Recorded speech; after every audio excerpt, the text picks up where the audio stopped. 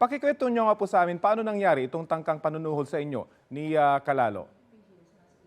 Ang mga congressman po ay nakikipag-coordinate tungkol sa mga ongoing and future projects ng DPWH at kami po ay nag-meeting kasama ni Engineer Calalo tungkol din sa mga nasirang mga proyekto ng mga nagdaang bagyo sa aming distrito.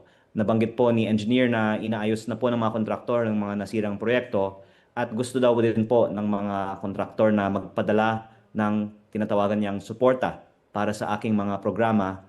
Natutuwa daw po ang mga kontraktor dahil ang aking mga programa po ay tumutulong sa mga estudyante at magbibigay daw po sila ng kontribusyon base po sa halaga ng budget ng aming distrito.